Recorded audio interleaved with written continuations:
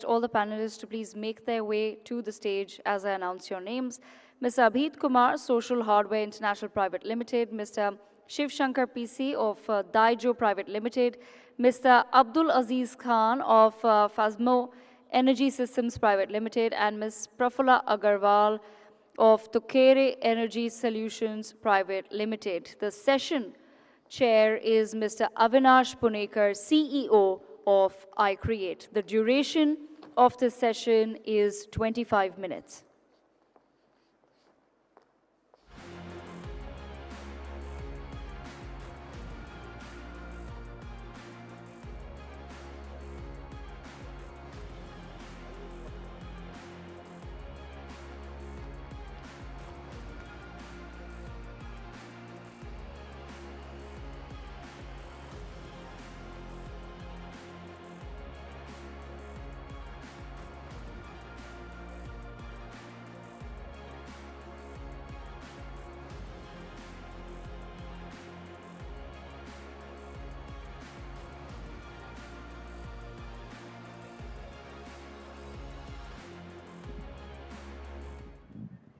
Good afternoon. It's a privilege to be here at NXT 2025, and it's an honor to discuss about what is next in entrepreneurship.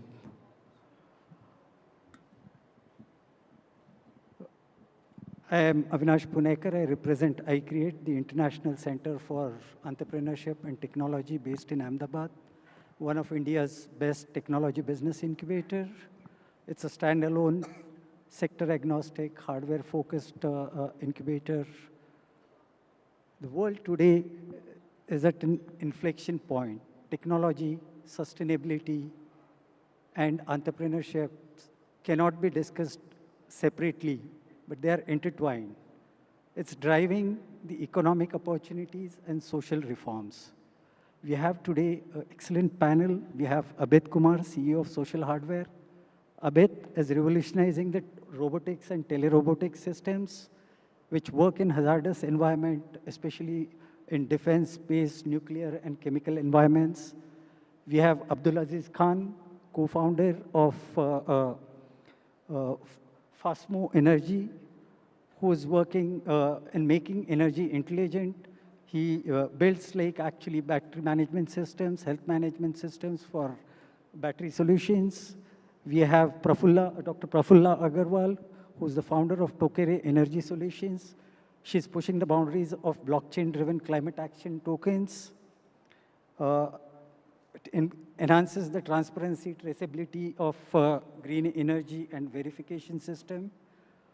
We have Mr. Shiv Shankar, who's the founder of Daijo, who's working on AI-driven micro-mobility solutions. I'm going to ask three simple questions to all of them because these four entrepreneurs come from different domains. So my first question to all of them is going to be in terms of what is the problem or the gap or the need that they identified in the market, and how did they go about in identifying the right kind of solution for those gaps? We can start with Shiv Shankar. Thank you, Avinash, and thank the organizers for having us here. As you know, today, the world is moving at a rapid pace with AI and technology. Now, let us take a moment to rethink the timeless machine, which we generally refer to the bicycle. A touch of new design and technology into this marvelous piece of equipment can turn this into the most powerful micro-mobility solution. And this very idea drove us in taking up this project to design and manufacture electric cycles for the Indian market. And especially in India, nearly 75% of the commute happens on two-wheelers. And you move down into B and C class cities, bicycle becomes the backbone. And by transforming these bicycles into electric cycles, it would become a boon to not only the users, but in general, for the nation too. So it is with this idea that we ventured here, and then we moved on to develop our own controllers. which were also patented, and we use them today in our range of products. And thereafter, recently, we have floated 2 POCs. One is we realized by modifying these bicycles or tweaking the design, we could adapt it into hyperlocal delivery as well as for the hyperlocal cargo. And another POC that we have opened is we have spent a fair amount of knowledge in controller design as well as motor design. We thought that if we can put all this together into a concise equipment that can be fitted into the bicycle and given it at a very affordable price, this could transform the bicycle industry that could be adapted by anyone and transform his normal bicycle into an electric bicycle. Because India is the second largest manufacturer of cycles, and we have a number of cycles in the road, and by fixing them into the cycles, they can immediately become electric cycles, delivering a substantial benefit to the user as well as the country. So this is our journey, and this is the brief or summary on our journey. I'll now pass it on to Dr. Praful. Okay, just take a little swipe away, and Tokri is obviously a blockchain climate technology startup, but it just reminds me of the little kids I saw being lined up today. For them, it's a Saturday gone. They don't know why they're here. They've been ushered in, they've been ushered out. So this is exactly how organizations and businesses feel, because climate activists, civil groups, lawyers, teachers, parents, governments, everybody's putting a pressure on organizations to say, hey, what are you doing for the climate change? Where are your sustainability goals? So it's like reluctant children. They commit to saying, okay, I'll achieve a net zero somewhere around 2040, 2050. Some have 2075 goals. I'm not sure when I'll be around there. So with this is what the problem that I've identified, saying where is this reluctance stemming from? And why are businesses dragging their feet? And one of the things that you realize is businesses by their very DNA account for revenue. They build their businesses, they build their future on plans, on revenues, whereas sustainability has been sitting as a cost bucket. So I said, if we can crack that and make climate action profitable, we don't need to push any businesses, they will all adopt them. So that was what triggered the ideation and generation of Tokri. Thank you, Praful. Hello. Hello, everybody. First of all, it's a privilege being here. Talking about gap identification, it's about our own journeys. First thing is, I was always fascinated with power. Now, with power, I do not mean a specific thing. In general, I was fascinated with it. And, according to that, research was done from a personal basis because of fascination. What I understood is a lot of noble people also suggested that acquiring power is the first step, but maintaining that is the biggest challenge, and the rest 99 steps. That's what struck my mind, and what I realized is, the new age, where the abundance of new age power, which is the energy, what you call the green energy, or the form of energy packets which are going to move around in vehicles or in mobility sector. That's what attracted me, that so much abundance of power and still the trust factor is low, because the efficient management and the operation of that power from one node to the other, be it the storage or be it the charging or the discharging, is the biggest problem. So that's what struck to me as the biggest gap what the industry was currently facing, and that's how we conceptualized, realized, and then basically prototyped and brought out to the market what we call as the intelligent battery management system. And in simple terms, it is the brain to the power. So this is how we try to conceptualize that, and now we are finding out different branches within the same space, where not only the management and the discharging of it, but how is it that efficiently fast charging of these battery packs or these power packets, which can be done so that the life is not affected, and in turn is elongated by the algorithms what we use. Thank you.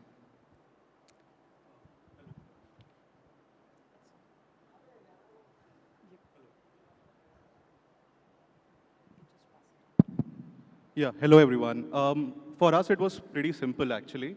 We intended to identify the industries where activities are conducted, and in those activities, humans' lives are at stake, and which can breed catastrophe as well as inefficiency. And out of when we were searching for the industries, the two pick for us was obviously defense, in which ordnance disposal happen, and then you have radiation and nuclear labs, where you have even if a scientist is wearing a Class A radiation suit, they're still, like radiation is still being absorbed. And the same goes for ordnance disposal technicians as well. And the weight of the bomb disposal suit is around 35 kgs on an average. So for us, it was very simple and direct that we have to build a teleoperation system which can conduct operations remotely with an operator at a safe distance. And everything that happens is basically using biomimicry. So whatever the upper body movement is there of the human operator is mimicked by the bot, and the activity is conducted. And that is what that's how we identified the gap and then created a solution. Thank you, Abid. The entrepreneurs today are not necessarily restricting themselves to specific geographies or domains. A lot of entrepreneurs that we come across today are taking the challenge of boldly designing hardware. Hardware which is going to be designed from India for the world. Today, the entrepreneurs are also looking at dominating the global markets right from the word go. They don't start their business or their venture with the idea of just targeting a very limited market, but they look at like how they are going to build global innovations, global markets, global businesses. So how do you guys actually assess, or what do you predict would be the impact of your innovations in the market, both in India and across the world? How do you see that? So electric bicycles generally, we can just categorize it into four major impact areas. So one is the environmental impact, that is a given. The health impact, that is also a given. But more importantly, especially for a country like India, I would like to, talk a little bit on the economic benefits and the social benefits. The economic is we are just getting these products into the market, and we will need a sizable amount of skill sets as well as talent as we start moving these bikes into second, B class, C class, and rural areas. So there is going to be a sizable amount of employment opportunity, employment creation opportunity on the economic side. And on the social side, yes, the electric bicycles do give options for women as well as, marginalized communities. And promoting these amongst these people will finally pave way for social inclusion. Dr. Prafulla? Yeah. Okay, let me put it this way. We've heard again, I'll just go back to net zero. Organizations, we've all heard pledges, yes, that we are going to be net zero by next year. And I don't think anybody in this room has not heard that from any organization. But do we know what that near net zero means, which we will potentially achieve by 2045? Is 10% of our emissions. The 90% of our emissions are still not even being looked at. There are a handful of companies that I could count on my fingers who are saying, oh, maybe we'll start looking because it's got a complex supply chain in a very flat world where your raw materials are happening from all sides of the globe that's coming in. So the impact that we wanted to achieve is, can we solve that problem of 90%? Which is, can we start doing two things which my previous panelists have already covered today. Blockchain brings trust. So it's not a technology, it's a momentum of trust. So can we bring trust so that you first believe that so-and-so raw material has got this benefit coming into my product. Two is already been mentioned, traceability. Can we really trace a green quotient? Let me give a simple example. We all know today there is renewable energy. We've been seeing the ads of Adani through the last 48 hours. We know they're doing so much on renewable energy. It's coming into our grid. which means our grid power, which is mixed up, has got 20, 30, 40, 10, 15, some percentage of a green feature. Now, why is this green feature not benefiting the exporters, the other organizations, the manufacturers who are today exporting into various countries and are penalized by various regulations? There is a green embedded in the product which you're not able to quantify. So when we establish blockchain or underpin with that, we're able to trace that green, we're able to quantify that, establish a trust so you can pay for it, so you can charge for it. And I'll leave it with one simple example. It's like I would come and dirty this place today. We've all been here, we've eaten, drinking, there is a bit of a mess here. I'll go back to Bangalore and clean my house because I've dirtied it here. How does that feel? It doesn't solve the purpose. So typical is what this is, greenwashing. And even better, I would go and say, fine, I'm going to clean my home with maybe a high-end broom because I feel very good that the broom has been made by some person sitting out of Pune. And that's what we do. I mean, I'm going to dirty various countries in your manufacturing and I'll buy credits out of Africa or Vietnam or somewhere else. It doesn't matter. Clean where you're dirtying and impact on that 90%. That's exactly what Tokri is trying to solve. So we're saying remove greenwashing and green your supply chain so you genuinely hit net zero. Don't say I've managed 10% of my emissions greenwashing from Africa for manufacturing happening in India or China and claim that will happen after 15 years. I don't think how many of us will be in this room then. Let's move on to Aziz.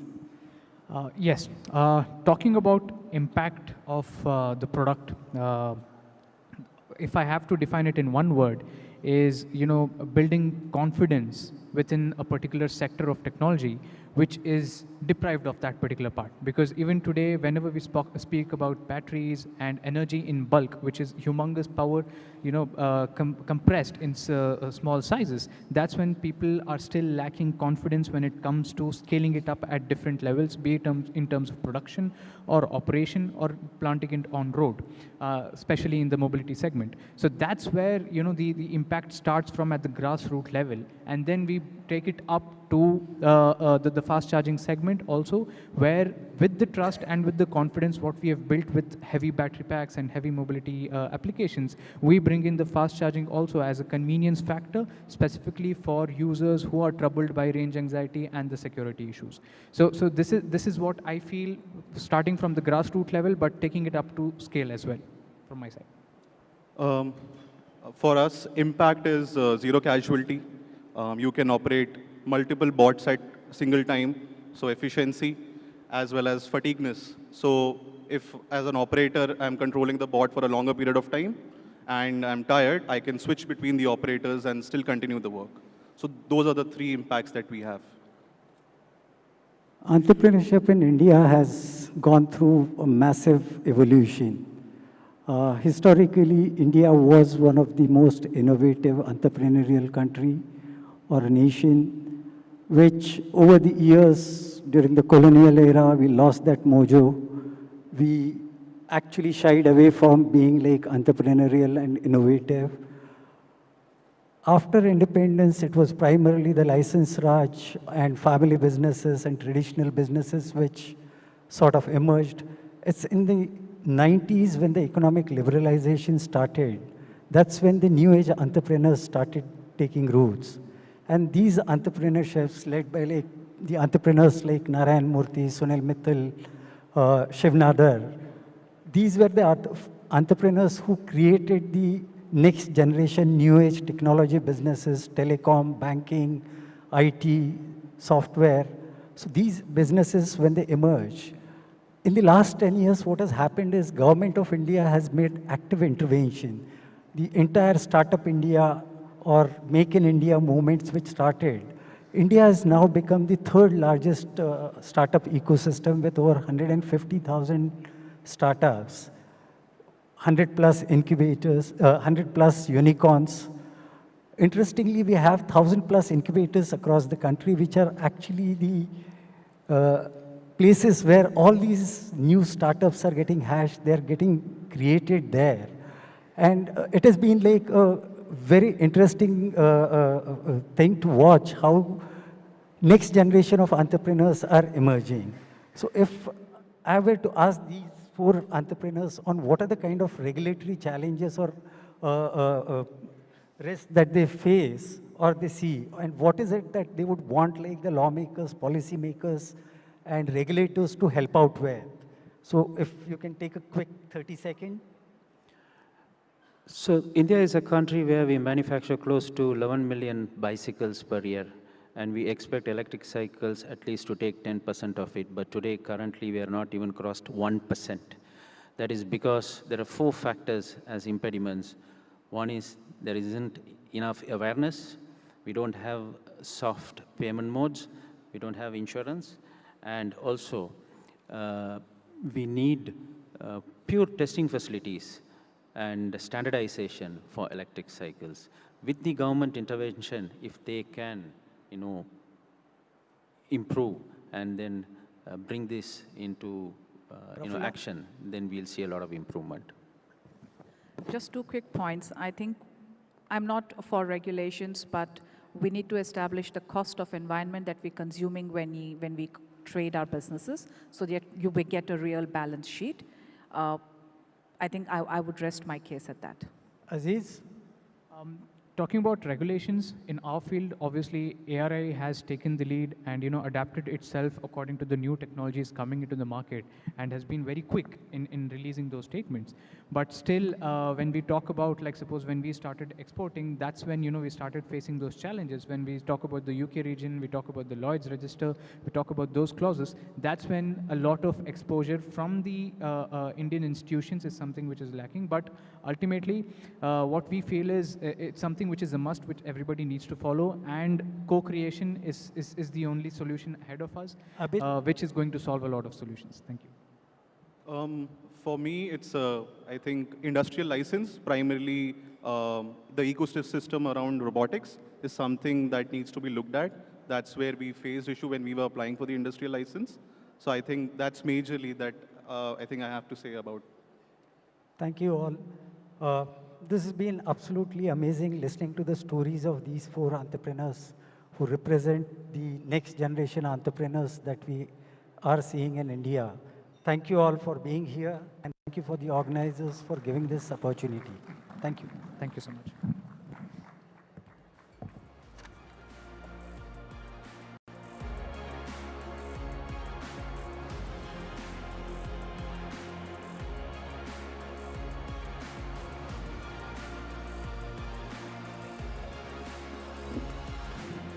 Wonderful session.